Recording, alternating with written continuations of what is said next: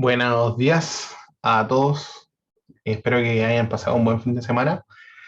Ya estamos entrando a la recta final ya del área de biomecánica y ortopedia. Esta semana en específico nos vamos a dedicar exclusivamente, ¿cierto?, a todo lo que es ortopedia. Vamos a ver hartas patologías que ya vimos, ¿cierto?, que ya repasamos. Y ahora vamos a ver algunos tratamientos ortopédicos, ¿ya? Entonces vamos a comenzar. Primeramente, ¿cierto? Tenemos que definir lo que es una órtesis, ¿cierto? Aunque ya habíamos visto como algunas pinceladas, ¿cierto? La semana pasada, ahora vamos a volver a definir ciertos componentes, ¿cierto? Ciertas clasificaciones. Así que vamos a pasar a definir, ¿ya? Vamos a empezar a definir, ¿cierto? A redefinir estos conceptos de lo que era, ya tenemos que tener claro la diferencia entre una prótesis, que la vimos como más en profundidad, entre comillas, la semana pasada, y una órtesis, que es lo que más ustedes van a trabajar, ¿ya? Ustedes van a trabajar mucho con órtesis, van a poder confeccionar hasta órtesis también, ¿ya? Entonces, ¿qué es una órtesis? Ya según la Organización Internacional de la Normalización, es un apoyo u otro dispositivo externo aplicado al cuerpo para modificar los aspectos funcionales o estructurales del sistema musculoesquelético. Estos aparatos o dispositivos tienen como objetivo corregir una deformidad, proteger, facilitar una función, una acción, una actividad o un desplazamiento, buscando el ahorro de energía, ¿cierto?, la comodidad y, por supuesto, la seguridad, ¿ya? Entonces, esto como a grandes rasgos. Continuamente vemos personas haciendo uso de la órtesis, ¿cierto?, o de las órtesis, ya sea de manera permanente o temporal. Estas son de gran ayuda y soporte para las personas con problemáticas de movilidad de algún miembro de su cuerpo, para un proceso de rehabilitación o para prevenir o curar cualquier tipo de lesión. Ya las órtesis se pueden variar en muchos usos. Hay millones de órtesis, ya muchas, ¿cierto? De hecho, se pueden fabricar por uno mismo, ¿cierto? Con algún tipo de materiales, pero hay montones. Reagruparla, ¿cierto? Clasificarla es lo más sabio para poder aprendérsela, ¿ya? Entonces las órtesis se utilizan desde los tiempos inmemoriales, ¿ya? Se fabricaban con madera o cualquier otro elemento que se pudiese conseguir en la naturaleza, ¿ya? Con eso se creaban bastones, muletas, férulas, yesos y así un sinfín de otras cosas. Es decir, las órtesis han ayudado al ser humano desde sus comienzos. Ya los callados, ¿cierto? Que de apoyo, ¿cierto? Que vemos en las películas de la Biblia, ¿cierto? Hace mucho tiempo atrás, eso ya es un tipo de órtesis, pero eso es otra clasificación de ayuda técnica, ¿ya? Eh, entonces, las órtesis han ayudado al ser humano desde sus comienzos, desde el comienzo de la historia. Pero hoy en día, gracias al desarrollo tecnológico, ¿cierto? La impresión 3D, el manejo de algunos materiales termomaleables, ¿cierto? Se cuenta con una gran variedad de productos fabricados específicamente para cada miembro del cuerpo, ¿ya? Y hoy, ¿cierto? Nos vamos a centrar en el miembro inferior, en el pie, básicamente. ¿Ya? Entonces, los tipos de órtesis, lo vimos esto la semana pasada, vamos a encontrar que hay estabilizadoras o inmovilizadoras, órtesis funcionales o dinámicas, órtesis correctivas y órtesis protectoras. Vamos a ver una de ellas de forma bien general. Las estabilizadoras e inmovilizadoras, ¿cierto? Se conocen también como estáticas, van a mantener una posición el miembro afectado, ¿cierto? Lo cual ayuda a impedir desviaciones o que se realicen movimientos no deseados, por lo que se pueden utilizar en parálisis flácida o espásticas si el objetivo es actuar como un soporte de un segmento paralizado. O para reducir también la extensión articular de un miembro, ¿cierto? Con síntomas de inflamación o dolor. Y acá vemos la clásica, ¿cierto? Muñequera, que es para los E15, ¿cierto? Para la tendinitis de muñeca, que lo que van a cumplir, lo que van a hacer va a ser limitar el movimiento, ¿cierto? Y estabilizar, ¿ya? Después tenemos la órtesis funcional o dinámica. Estas son un poquito más confeccionadas, ¿cierto? Que al contrario de las anteriores, ¿cierto? Las dinámicas llevan incorporado un segmento elástico, ¿cierto? Y el cual va a permitir el movimiento, ¿cierto? Y una parte del miembro paralizado. En este caso, ¿cierto? Tenemos una rodillera, ¿cierto? Es una rodillera que nos va a servir, ¿cierto? Estos clips que ustedes están viendo acá, ¿cierto? Son clips que son de bloqueo. Por ejemplo, la rodilla no se va a mover más de lo que está en esa flexión, ¿ya? Pero si yo le moviera este clip de acá con este clip de acá, va a poder extender un poquito más el movimiento, ¿ya? Entonces estas son dinámicas, son órtesis funcionales y dinámicas para poder aumentar cierto, eh, la movilización de un miembro que está afectado, pero que necesita movilizarse. Después tenemos las órtesis las correctivas o las correctoras, ¿cierto? Que son las que ustedes van a trabajar más en un futuro, ¿cierto? Y que son indicadas para corregir una deformidad esquelética. Son más efectivas si estas se utilizan durante el periodo de desarrollo infantil. ¿Ya? Y acá tenemos la clásica órtesis, ¿cierto? O la clásica plantilla con el arco interno, ¿cierto? Para los pies planos. ¿Ya? Y por último, ¿cierto? Vamos a tener las órtesis protectoras que nos van a mantener la alineación, ¿cierto? De un miembro enfermo o un miembro lesionado. Y en este caso, ¿cierto? Tenemos el collar cervical. ¿Ya? Generalmente se utiliza post un accidente traumático en donde no queremos que mueva la cabeza, ¿cierto? Y inmovilizamos todo el segmento cervical, que es muy delicado. Entonces, dicho esto, ¿cierto? Perdón. Las funciones principales de todas las órtesis en conjunto es incrementar el rango de movimiento y movilizar una extremidad, ¿cierto? Para ayudar y favorecer la cicatrización tisular, aplicar tracción para corregir o prevenir contracturas, ayudar a prevenir o corregir deformidades manteniendo el alineamiento, asistir a mejorar una función deteriorada, reducir y aliviar el dolor y la inflamación, servir como un conector o vínculo para dispositivos de asistencia y bloquear movimientos inadecuados de una articulación, ¿ya? Eso de forma global. Entonces ahora vamos a pasar a describir algunas, ¿cierto? Patologías, lo vamos a hacer en 2 clases para que esto no se haga tan largo, lo vamos a hacer hoy día lunes y el próximo miércoles vamos a seguir describiendo otras patologías, las más comunes, ¿ya? De todas formas, ¿cierto? Todo este material que yo le estoy entregando a ustedes se los voy a colgar donde está de forma completa, ¿cierto? Y no tan recortado, ¿cierto? Se los voy a subir a la plataforma y al grupo de WhatsApp para que ustedes tengan libre acceso, ¿cierto? A este material que es bastante bueno, que es una guía podológica para las indicaciones ortésicas, ¿ya? Entonces, vámonos con garra digital, ¿ya? El término de garra digital o dedo en garra engloba una serie de heterogéneas de deformidades que afectan de los dedos 2 al quinto, ¿ya? Del segundo al quinto dedo del pie. En el dedo en garra, ¿cierto? La articulación proximal y distal están en flexión, ¿ya? Y también la metatarso-falángica también está en extensión. El dedo en martillo, la articulación proximal está en flexión y la distal está en extensión. Y en el dedo en masa, la articulación distal está en flexión y la proximal mantiene su posición normal. ¿Ya? Cosa de que se acuerden nomás las clases que hemos tenido hace una semana atrás con respecto a lo que era la dedo en garra, martillo y mazo. ¿Ya? La garra es la más común de todas, ¿ya? Es la más común de todas, ¿cierto? Y vendría siendo esa, ¿cierto? Posición en donde tenemos, ¿cierto? Acá vamos a dibujar. Tenemos en flexión la metatarsofarángica, en flexión la interfalángica proximal y en flexión, ¿cierto?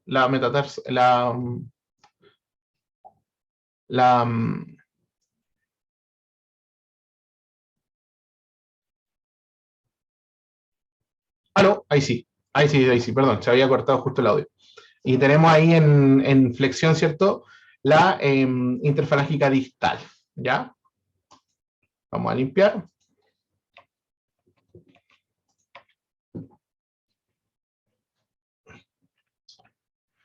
El tratamiento ortésico para esta afección, ¿cierto? Está asociada en el pie cabo cuando existe una deformidad digital en garra dinámica. Cuando hay pie cabo, ¿cierto? Es muy probable que se presente, ¿cierto? Esta afección de dedo en garra. Cuando el pie no es cabo, debe dirigirse al tratamiento exclusivamente el antepié. Entonces, cuando hay un pie cabo, idealmente tratar el pie cabo y los dedos en garra. Y cuando no hay pie cabo, solamente el tratamiento tiene que ir dirigido al antepié. El tratamiento, aparte de posicionar los dedos mediante una órtesis digital, vamos a tener que descargar, o entre comillas, elevar, ¿cierto? Las cabezas metatarsales centrales del segundo, tercero y cuarto dedo, ¿cierto? Mediante una plantilla ortopédica. Ya los dispositivos con anillo de silicona o banda inmovilizadora pueden mejorar la posición de los dedos, y lo vamos a pasar a ver ahora, que son estos dispositivos. ¿Ya? Este dispositivo acá, ¿cierto? Este dispositivo, en este anillito va el dedo, ¿cierto? En donde va a corregir la posición en garra, ¿cierto? Estamos dibujando un dedo. Y va a empezar a corregir, ¿cierto? La estructura ahí que estén dañadas, ¿ya? Así como hay para un solo dedo, vamos a poder encontrar, ¿cierto? Para muchos dedos, ¿cierto? Para los 3 dedos, en caso de estos anillos de silicona. Ya son bastante útiles, bastante cómodos, son casi imperceptibles al uso. Y después vamos a tener unos toe loops o cintas de dedo, ¿cierto? Que es una cintilla en la cual se adhiere el dedo, ¿cierto? Y tiene un sistema de fijación de velcro en donde nosotros estiramos el dedo, fijamos el velcro sin una presión muy máxima, ¿cierto? Para que permanezca este en la posición anatómica natural, ¿ya? La posición anatómica neutra, ¿ya? Y ahí vamos a ir corrigiendo, ¿cierto? El dedo en dedo en garra, ¿ya?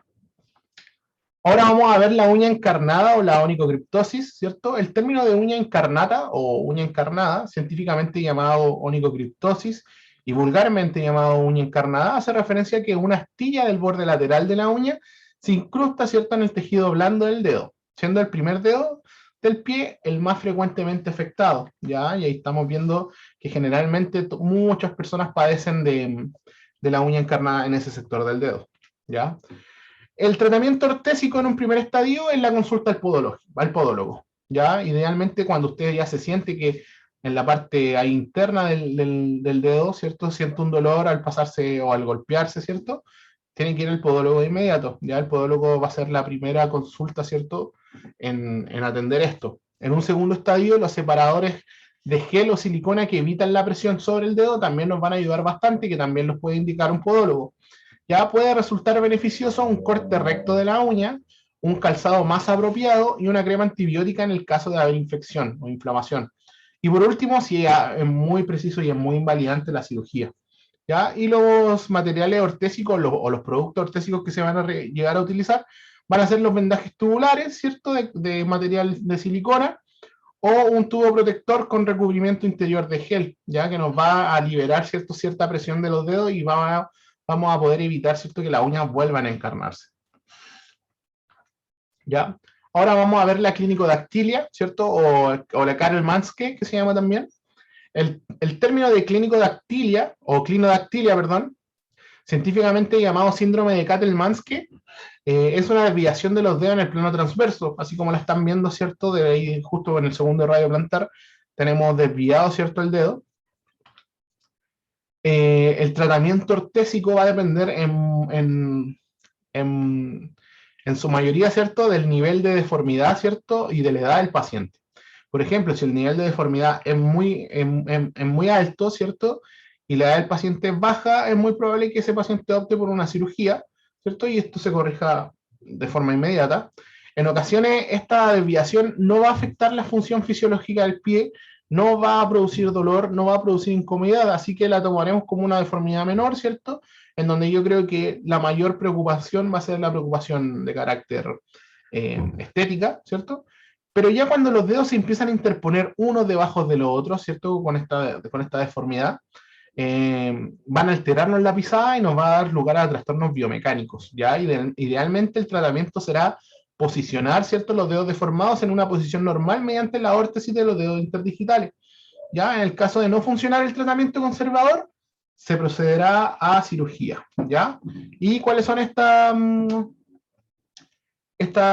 órtesis? Son estos separadores, ¿cierto?, de dedos de silicona, ¿cierto?, en donde van a ir aquí en la zona interdigital, ¿cierto? En ese caso van a ir acá. En este caso, ¿cierto?, también pueden ir en este sentido, ahí. ¿Para qué? Para evitar, ¿cierto?, que el dedo se empiece a meter por debajo del otro, ¿ya? Y vamos a poder mejorar, ¿cierto?, y mantener la alineación de este dedo. Vamos con acá otro tipo de separador, ¿cierto?, que es también para conservar, ¿cierto?, la posición del dedo. Si se dan cuenta, voy a hacer acá, voy a tratar de dibujar. Imagínense que acá está el primer alux, ¿cierto?, o el alux, o el primer ortejo, ¿cierto?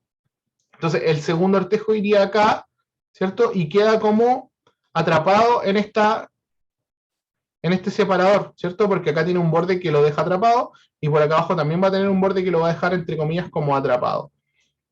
Entonces no se va a poder desviar hacia abajo, ¿ya? Que es lo principal que nosotros vamos a buscar evitar, ¿cierto? Porque si se empieza a desviar hacia abajo, vamos a empezar a interrumpirnos con los demás dedos y ahí hay problemas. Vamos ahora a ver el quinto varo, ¿cierto? Enfermedad conocida. Quinto varo, ese término también llamado vulgarmente como jonete de desastre, hace referencia a la desviación hacia afuera de la cabeza del metatarsiano, ¿cierto? Del quinto dedo y del quinto dedo hacia adentro, ¿ya? Así que el tratamiento ortésico, ¿cierto?, de esta patología va a consistir en evitar las bursitis, ¿ya? Las bursitis son las inflamaciones de las cápsulas que están ahí íntimamente relacionadas con su articulación, mediante la protección del quinto dedo con protectores de gel o silicona que se sitúan en el espacio interdigital del quinto dedo. Entonces vamos a controlar, uno, la desviación del tendón extensor, vamos a evitar también la hiperkeratosis a nivel de la cabeza del quinto metatarsiano, que es muy dolorosa, ¿cierto? Muy invalidante. Y estas maniobras de tratamiento van a funcionar cuando el ángulo intermetatarsal no es demasiado grande. Cuando ya la deformidad mayor cuando la deformidad ya es medible, ¿cierto?, de forma radiológica y tiene mucha angulación, es mejor optar por la técnica quirúrgica, ¿ya? Entonces estos son los protectores, ¿cierto?, para el quinto dedo. Lo que yo le iba diciendo, ¿cierto?, es que, por ejemplo, si es que tenemos acá la cabeza metatarsal y tenemos ahí levemente desviada, ¿cierto?, la articulación metatarsofanángica, se puede corregir, ¿cierto?, con este tipo de órtesis, ¿ya? Nos va a ayudar también para proteger toda la zona acá de que esté hiperkeratinizada, ¿cierto?, que es muy dolorosa, pero en el caso, ¿cierto?, de que la desviación sea muy prominente, ¿cierto?, sea muy, muy, muy exagerada, a veces, ¿cierto?, la opción quirúrgica, alguna atenorrafia, algún corte de algún ligamento o tendón, ¿cierto?, reajuste de esa estructura, va a ser la opción más sensata, ¿ya? Sigamos. Alux valgo, ¿ya? El término alux valgo, ¿cierto? Acuérdense, dedo gordo en valgo, ¿ya? También llamado vulgarmente o coloquialmente juanete o bunión. Bunión también es juanete en inglés, es lo mismo, ¿ya? Hace una referencia a una deformidad del dedo gordo donde la cabeza del metatarsano se desvía hacia afuera y las falanges hacia adentro, ¿ya? Miren, de nuevo, metatarsianos, ¿cierto? Se van hacia adentro, ¿cierto? Y las falanges se van hacia afuera, ¿ya? Ojo ahí con esos juegos de palabras. Ya tenemos más o menos entendido lo que es el alux valgo, ¿cierto? El tratamiento preventivo o conservador va a ser mediante félulas correctoras diurnas o nocturnas, ¿ya? Eso va a ser el tratamiento ortésico de primera opción, ¿ya? Cuando se observa, ¿cierto?, que el inicio de la deformidad y las manifestaciones clínicas, como el dolor, ¿cierto?, empezamos a ver signos artrósicos, empezamos a ver signos ya de deformación ya más severos, vamos a ver si es que podemos optar por una cirugía. En el caso de no haber ciertos signos artrósicos, ¿cierto?, y desviación muy severo, el tratamiento ortésico siempre va a ser la primera opción, ¿ya? Entonces acá tenemos un corrector nocturno a la derecha, ¿cierto?, en donde se coloca y se regula para que haga una presión sobre la cabeza del primer metatarsano y la guíe, ¿cierto?, y la alinee como corresponde, ¿cierto?, en su variante anatómica. Y los separadores, ¿cierto?, de dedos de silicona también nos van a servir para poder mantener, ¿cierto?, la alineación en todos nuestros radios plantares. ¿Ya? Sigamos. Después acá tenemos, ¿cierto?, un zapato postquirúrgico que generalmente se utiliza para la fase postquirúrgica de la operación del alux valgo, ¿cierto?, que es bastante útil, ayuda también a alinear, ¿cierto?, en la parte metatarsal después de la cirugía, y también tenemos un protector elástico, ¿cierto?, que nos va a ayudar a alinear, ¿cierto?, la cabeza metatarsal con respecto a la falange, ¿cierto? Nos va a proteger con respecto a los elomas y a la hiperkeratosis que puedan ser provocadas en el caso de estar ocupando un calzado muy apretado. Ya estas prótesis, discúlpenme, estas órtesis siempre, ¿cierto?, siempre van a ser recomendadas por un médico fisiatra, ¿cierto? O en el caso de que lo recomiende un podólogo, ¿cierto?, también van a ser muy, muy, muy recomendadas para usarla. Y eso ha sido, ¿cierto?, la primera parte de esta clase. La segunda parte la vamos a estar viendo, ¿cierto?, el día miércoles, a la misma hora, ¿cierto?, a las 10 de la mañana. Les vuelvo a recomendar, vuelvan a hagan las pruebas los que faltan, idealmente no se les junten tantas evaluaciones para que podamos tomar el curso de forma correcta, ¿ya? Atentos, muy atentos, que esta semana voy a sacar información muy, muy, muy importante con respecto a las clases presenciales que vamos a tener. Ya en un principio van a ser martes y jueves, ¿cierto? Martes y jueves. Eh, la vamos a dividir en 2 o 3 grupos o 4 grupos, ¿cierto? Un horario primero, otro horario después, un horario primero, otro horario después, ¿cierto? Para que podamos tener estas clases presenciales de evaluación de tobillo, ¿cierto? Y vamos a pasar algunas técnicas de masoterapia en el pie. ¿Ya? Que estén muy bien. Les deseo un bonito inicio de semana y nos estamos viendo pronto. Que estén bien.